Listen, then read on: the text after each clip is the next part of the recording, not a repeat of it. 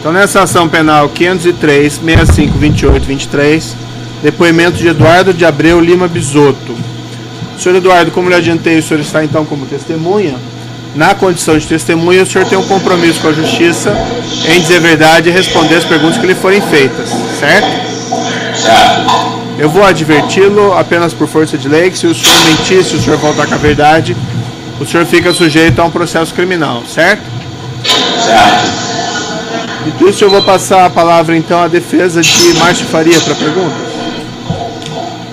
Boa tarde, senhor Eduardo Bisotto. Eu sou Dora, sou advogada do Márcio Faria. Eu tenho notícia de que o senhor trabalhou no Comperge, na obra do Pipe Rec, e eu queria fazer algumas perguntas para o senhor a esse respeito. Pois não. Em primeiro lugar, queria que o senhor me descrevesse um pouco aí as qualidades da Odebrecht como uma empresa habilitada a participar das licitações da Petrobras. Então, a minha primeira pergunta é se a Odebrecht era convidada para participar da maior parte das licitações para as obras de grande porte aí na Petrobras. No período que eu trabalho na mesma, sim. Tá? Nos últimos 5 anos, que é o período que eu trabalho na Odebrecht, nós fomos sendo convidados para trabalhar em obras do porte, que nós estamos trabalhando, e outros similares. Como o senhor descreveria aí as principais pontos fortes da Odebrecht para esses quesitos de qualificação, capacitação técnica, enfim, o que o senhor pode apontar para nós? Em termos de empresas, né, do porte da Odebrecht, principalmente a capacitação técnica e principalmente a parte da capacitação técnica da equipe, né, envolvida no serviço, porque é uma empresa de prestação de serviço, né? E prestação de serviço diferencial é exatamente pessoas, né? Então, a capacitação nessa área, tá? Tanto profissional, né, em termos de equipamento, recursos financeiros, recursos físicos, tá certo? É a empresa do porte para grandes obras. Senhor Eduardo, ainda assim, por que uma empresa do porte da Odebrecht, né, no caso da Odebrecht Engenharia Industrial, precisava fazer o consórcio? O senhor explica um pouquinho sobre a necessidade de constituir o consórcio, como era uma equipe gerencial de uma obra desse porte, os riscos envolvidos? Perfeitamente. O princípio do consórcio, né, eu já trabalho há muitos anos na área de montagem industrial. O consórcio já é uma coisa usual já há bastante tempo, né? Principalmente ultimamente, né? Em função da dificuldade de recursos de mão de obra, a quantidade de obras de grande porte executadas simultaneamente, né?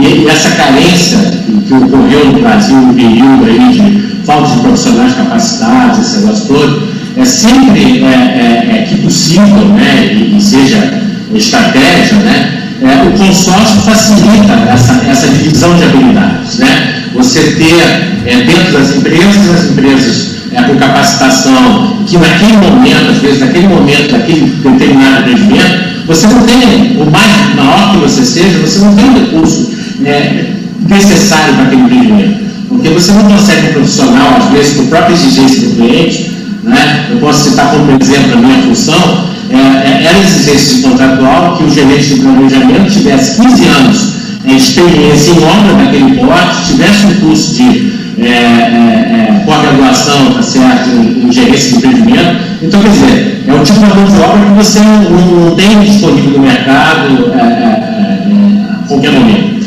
Então, o consórcio, você junta as melhores habilidades para a execução de um determinado serviço. Então, não existe, quer dizer, para mim, o consórcio é uma coisa extremamente natural, porque eu já trabalho há muitos anos, 20 anos, 25 anos, que eu trabalho em consórcio com outras empresas.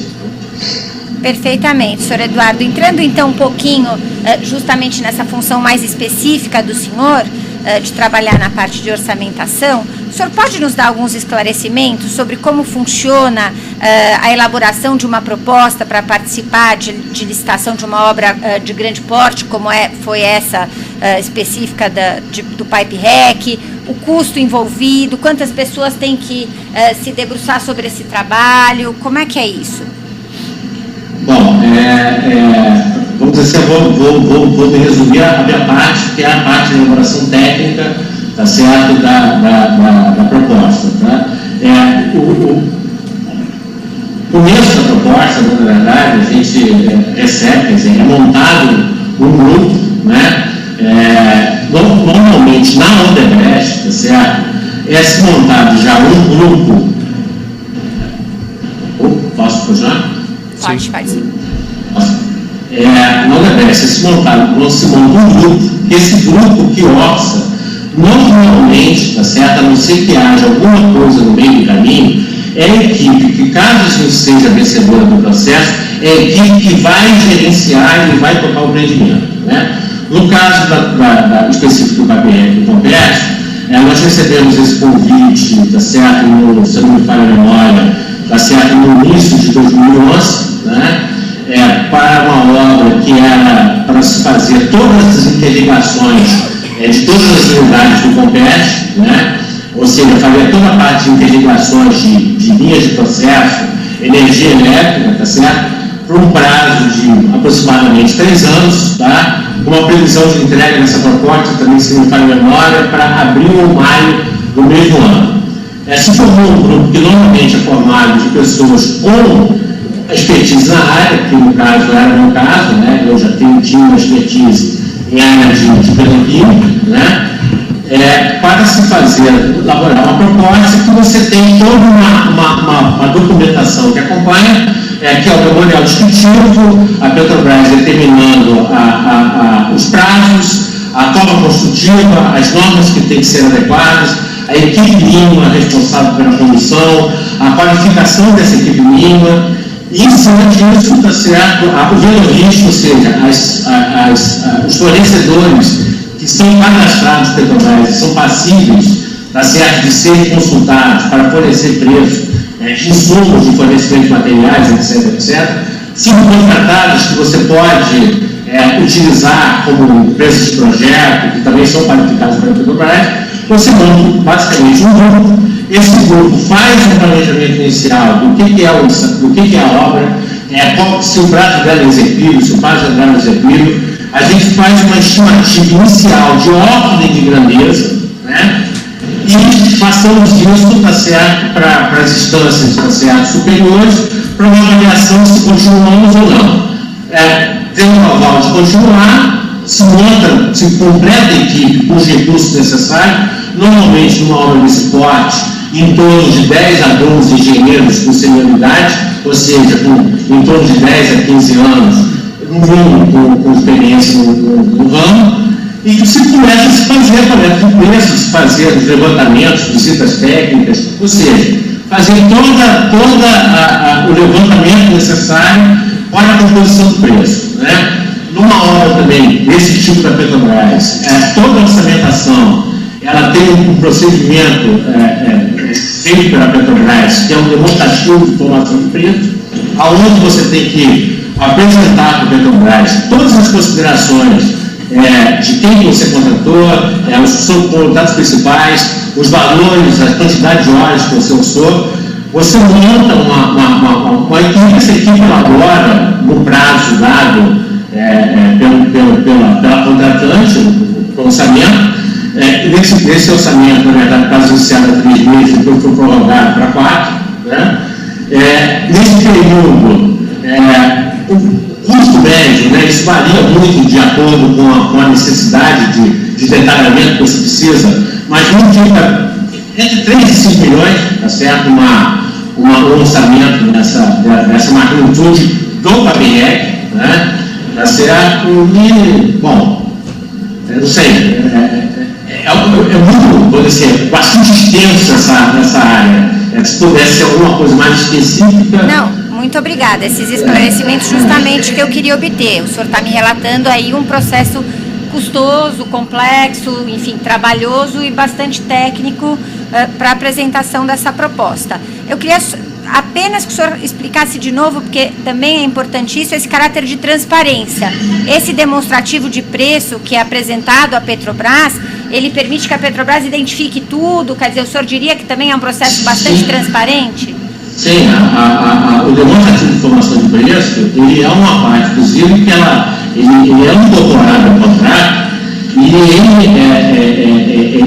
ele é formatado, quer dizer, ele já existe Hoje, para você ter uma ideia, ele deve estar na revisão de 16 ou 17 da Petrobras. Ele faz com que você detalhe todos os insumos, todos os HHs, todos os salários, toda a sua equipe direta, toda a sua parte de equipamento, ou seja, ele é todo detalhado de forma que a Petrobras possa, tá certo, entender, tá certo, e avaliar o preço apresentado. Tá? Perfeito, senhor Eduardo. Eu vou fazer uma pergunta, que é a seguinte: eu sou advogada do Márcio Faria.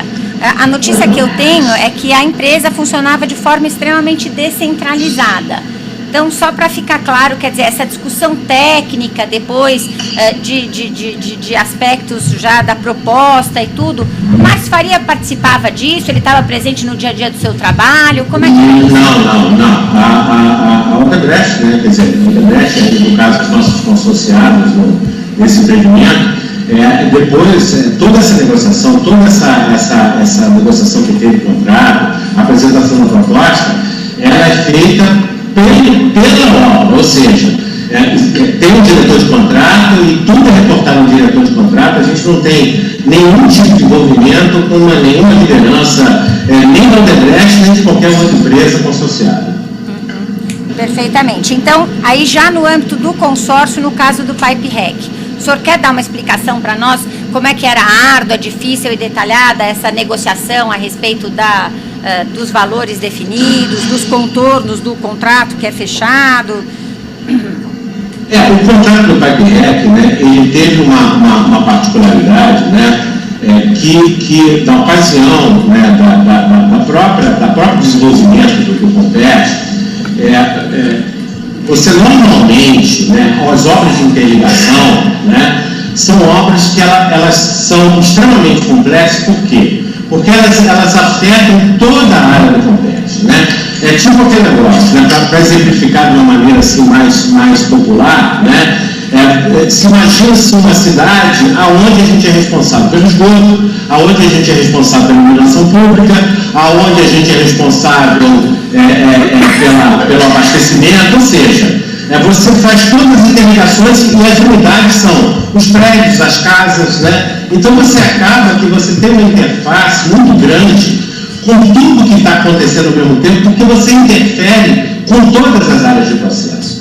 Então a Petrobras definiu nessa licitação que, diferente de outros PipeRecs, de outras unidades da Petrobras, esse PipeRec deveria ser todo modularizado, ou seja, ele teria que ter a mesma composição de uma plataforma marítima. Você teria que fazer os módulos fora da área onde eles seriam instalados, edificar esses módulos, levar esses módulos por intermédio de equipamentos especiais para a área de montagem e só depois interligar. Por quê? Visando exatamente essa interferência que poderia prejudicar o andamento das outras obras que estavam sendo executadas ao mesmo tempo, causar algum tipo de atraso, algum tipo de problema ao Compete, né? Então, essa metodologia construtiva do porte, né, que foi feito com o Compete, tornou-se realmente uma obra, né, extremamente dificultosa. Por quê? Porque nós tivemos que considerar, tá certo, tanto na elaboração da proposta, no planejamento também, como se fosse uma espécie de uma fábrica, né, uma estrutura dentro de uma estrutura para se fazer essa obra, né? Então essa obra hoje, quer dizer, em termos até de Petrobras, ela é uma obra que serviu de exemplo para as outras unidades de operações, inclusive tem referência em seminário de engenharia, esse negócio todo, pela particularidade dessa ideia da engenharia da Petrobras de trazer essa obra, esse fato novo da modernização, né? O que torna ela realmente, por assim, para quem é do meio, para quem entende um pouco da área de engenharia, uma obra particular em termos de tecnologia, tá certo, de ponta, de avanço tecnológico em termos de construção. Tá ótimo, muito obrigada. Então, eu posso entender dessa descrição mais detalhada que o senhor deu, que essas discussões eram extremamente técnicas, tanto do lado dos engenheiros do consórcio, como também dos engenheiros da própria Petrobras. Sim. Na verdade, na negociação, né, isso são os documentos contratuais, também em anexo aos documentos contratuais, a Petrobras apresentou, inclusive, né, após a gente ter sido começada a negociação para a contratação, a gente teve que fazer uma apresentação, né, para a Petrobras, para ela entender se a forma que nós estávamos propondo a execução era realmente aquilo que ela esperava que fosse feito. Então, especificamente no caso de Preventec, a discussão ela não foi particularmente técnica, ela só foi técnica, né? Porque a forma da obra, a forma que a obra deveria ser executada, era uma obra extremamente particular no aspecto técnico. Então, o valor dela era consequência da forma técnica que você ia conduzir, correto? Perfeito. A minha última pergunta, senhor Eduardo, o senhor pode dar uma explicação básica aqui para nós, até para esclarecimento geral, o que é exatamente esse custo de mobilização de que se fala algumas vezes, enfim, o que a empresa precisa ter de fôlego nesse começo? Não, em todo o contrato, né, isso precisa do Petrobras, mas em outros contratos também, né, existe um adendo contratual, que isso inclusive é apresentado na época da licitação, que se chama um negócio chamado IAP, Estrutura Analítica de Projeto. É onde a Petrobras determina, em cada etapa de serviço, o peso físico e financeiro que você vai poder atingir na conclusão de cada etapa daquela, ou na conclusão de cada variável daquela de serviço. E no caso específico de obras desse porte, normalmente, tá, quando se aboliu uma prática de 15, 20 anos atrás, que era o down payment, ou seja, a empresa contratante, ela te dava um adiantamento de dinheiro para você fazer a mobilização, ou seja, para você implantar esse canteiro, para você poder fazer a contratação, ou seja, para você ter um suporte financeiro até o seu faturamento, ou seja, as suas medições de serviço pudessem compensar o seu custo, né, encolhido. Nos contratos desse porte, eles não têm essa possibilidade. Você não tem adiantamento, você só mede aquilo que você executa. Então, até você ter a condição de estar executando o serviço do seu escopo, até você ter um canteiro implantado, vocês têm uma ideia, nós temos um canteiro de 3 mil metros quadrados, da certa de área construída. Você ter que bancar toda essa estrutura gerencial, você tem um custo financeiro alto, que normalmente ele consegue se equilibrar na média, tá? Eu estou falando especificamente no nosso contrato, depois do 11º mês. Então, esse custo de mobilização, ele tem que ser arcado, tá certo, pelas empresas contratadas, tá? E isso exige, obviamente, um certo fôlego financeiro, tá certo, para que tenha poder financeiro para poder aplicar com essa despesa. Até ter receita equilibrada, vamos dizer assim, ou seja, até receita compensada. Certo, já entendemos aqui, senhor Eduardo. Mais alguma pergunta? Sim, senhor Eduardo, última mesmo, agora até na esteira do que o senhor estava aí nos explicando, enquanto o senhor estava trabalhando no Comperj, justamente, o senhor teve notícia de problemas enfrentados por empresas ditas menores, empresas pequenas, tanto em termos de falta de capacitação técnica, quanto em relação à falta de fôlego financeiro, que resultaram em abandono de obras, problemas que afetaram a mecânica ali, a dinâmica dos projetos do Comperj como um todo? Sim, nós tivemos inclusive problemas exatamente por ter trabalhado em interligações, né? Nós ainda temos problemas, porque nós ainda estamos no Comperj, né? Problemas com empresas de área de tancagem, a empresa responsável pela execução da rodovia, a empresa responsável pela instalação do centro de comando, né? Ou seja, locais onde nós iríamos fazer as nossas interligações, e nós tivemos essas interligações suspensas pela Petrobras ou postergadas por datas indeterminadas, porque as empresas tiveram que rescindir o contrato por falta de algum problema de um ponto de fôlego financeiro ou algum problema com a Petrobras. Certo? Eu agradeço, obrigada pelo tempo do senhor. Outros defensores têm perguntas? Sim, excelência. Boa tarde, seu Eduardo. Flávia, na defesa de Rogério Araújo. Seu Eduardo, eu vou começar perguntando se o senhor conhece Rogério Araújo, sabe qual era a função dele na Odebrecht Engenharia Industrial? função dele, sim, porque nós recebemos o organograma da empresa, né? E eu sei que o Rogério Araújo é diretor comercial da infraestrutura. Fora isso, como eu expliquei para outra advogada, o meu nível hierárquico ele é limitado ao diretor de contrato. Então, eu não tenho nenhum, por organograma mesmo, isso é uma coisa da Odebrecht mesmo, o nosso contato, quer dizer, meu nível, que é gerente executivo, de empreendimento, quer dizer, de obra, né, ele é limitado ao diretor de contrato. Então, eu não tenho nenhuma ligação, quer dizer, não tive nenhum contato com o Rogério Araújo. Perfeito. O senhor mencionou que no caso do Pipe Rec, o senhor trabalhou na parte orçamentária. Então, só para deixar claro, o senhor não teve nenhum contato com o Rogério, não sofreu nenhuma ingerência, não recebeu nenhum pedido dele em relação à questão orçamentária dessa obra? Não, todo o processo de licitatório do contrato, ele foi feito e realizado pela equipe, tá certo, liderado pelo diretor de contrato, que é o Dr. Zé Henrique, né? Nós não temos nenhum, quer dizer, nem esse, nem nenhum outro que eu participei, nós temos nenhum tipo de ingerência de direção comercial, ou diretor que qualquer que seja, na minha área de atuação, que é a elaboração técnica da proposta. Perfeito. Agora eu queria que o senhor esclarecesse mais alguns pontos. A partir do momento em que a empresa recebe uma carta convite da Petrobras, é natural que a empresa formule indagações para pedir esclarecimentos à Petrobras em relação a essa carta convite? É obrigatório, né? Porque todo escopo da Petrobras ou qualquer outra empresa, né, do empreendimento, do tamanho que é esse empreendimento, né, e outros, você não tem como colocar detalhado tudo que você tem que fazer, tudo que você tem que considerar.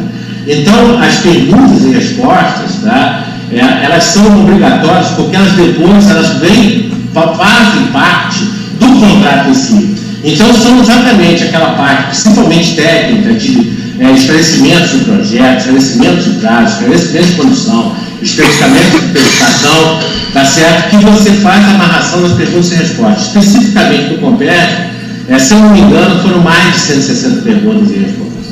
Tá? E de que forma a Petrobras responde a essas perguntas das empresas? Existe um formulário próprio, tá certo? Que a Petrobras disponibiliza, né? Onde você coloca a sua pergunta, tá certo? E ela depois faz esse esclarecimento, quer dizer, isso, ela tem um canal, quer dizer, disponibilizado um e-mail no nome de uma pessoa, né? No caso específico foi o presidente da licitação da Petrobras, que foi o Luiz Felipe, e você preenche as perguntas nesse formulário e encaminha. Essa pergunta que é feita, ela depois é respondida por intermédio circular a todos os participantes da licitação. Tá certo. Independente de quem tem feito a pergunta. Perfeito. Ainda nesse ponto, seja por meio das informações constantes da carta convite, seja por esta troca de informações em relação a perguntas e respostas, na medida em que se sabe especificações técnicas da obra, localidade, qual a qualificação exigida, é possível se saber quais foram as empresas convidadas para uma determinada obra? Olha, com o tempo que a gente trabalha com isso, né, a gente identifica pelas perguntas, né, algumas empresas que você sabe que está participando. Por exemplo, perguntas que não são feitas, porque, por exemplo, quando você está entrando numa área, por exemplo, no nosso caso, né, nós não trabalhávamos no Compete, nós não tínhamos nenhum contato com o Compete. Então, nós tínhamos muita dúvida sobre disponibilidade de canteiro, vias de acesso, né? Então, a gente não sabe quais são as perguntas que os outros fazem, mas a gente sabe as perguntas que a gente faz. Então, a gente vê que não tem determinadas perguntas, ou tem algumas perguntas que só em locais, por exemplo, ou seja, empresas que estão instaladas, que não fariam, né? Ou aquelas empresas que as empresas instaladas fazem para alertar outras de você não subestimar aquilo no seu preço. Então, você saber quem participa, não, mas você desconfia, né, de quem possa estar, até pelo próprio porte da obra, né, você já identifica quem tem poder financeiro para arcar com aquele tipo de início financeiro, né? Então, agora, saber você não tem como saber, como eu falei, a Petrobras, toda a licitação, ela converge só para você, né? Então, você não tem, assim, contato, a não ser no dia da licitação, com os outros participantes. Tá, perfeito. Seu Eduardo, o senhor mencionou a vendor list da Petrobras, eu queria ver se eu entendi corretamente. É uma lista onde estão cadastrados os fornecedores que são aceitos pela Petrobras? Então, em outras palavras, a empresa não tem liberdade na escolha do seu fornecedor, ela está adstrita àqueles fornecedores que estão na vendor list, é isso? Sim, para a licitação, tá certo? Toda a licitação, que é o nosso caso, que você tem fornecimento de material, fornecimento de serviço de engenharia, você segue um documento, que também é documento contratual, um documento de licitação, que a gente chama de vendor list, onde a Petrobras identifica todos os fornecedores habilitados por ela, tá certo, a fazer o fornecimento para aquele empreendimento. Qualquer outro fornecedor não é que você não possa. Você tem que solicitar de maneira formal, no período de licitação, a inclusão para aquele fornecedor.